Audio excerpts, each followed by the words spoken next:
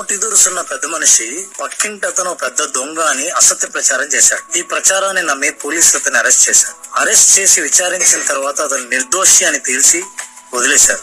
అతను బయటకు వచ్చి తన పరువు తీసినందుకు గాను ఈ నోటి దురుసున్న వ్యక్తిపై కేసు పెట్టాడు. జడ్జి ముందు అతను నిలబడి, మిలార్డ్, నేనేమీ చేయలేదు, కేవలం అతని మీద కామెంట్ చేశాను తప్ప ఎవరికి హాని చేయలేదు అన్నాడు. అప్పుడు వెంటనే జడ్జి, మీ తీర్పు నేను రేపు చెబుతాను, ఈ రోజు ఏమేం అన్నావో అవన్నీ పేపర్ మీద రాసిన తర్వాత ఆ పేపర్ ని ముక్కలు ముక్కలుగా చించి నువ్వు ఇంటికి వెళ్తున్నప్పుడు రోడ్డు మీద అవన్నీ విసిరేయమన్నాడు. రేపు ఇదే సమయానికి కోర్టులో తీర్పు ఇస్తానని జడ్జి అన్నాడు. ఆ నోటి దూరుస్తున్న వ్యక్తి జడ్జి చెప్పినట్టే చేసి మరుసటి రోజు కోర్టుకు వచ్చాడు. అప్పుడు జడ్జి, నిన్న విసిరేసిన కాగితాలన్నీ తీసుకురా, నేను తీర్పిస్తాను అంటాడు. అదేంటి మీ లార్డ్, అదేలా సాధ్యం?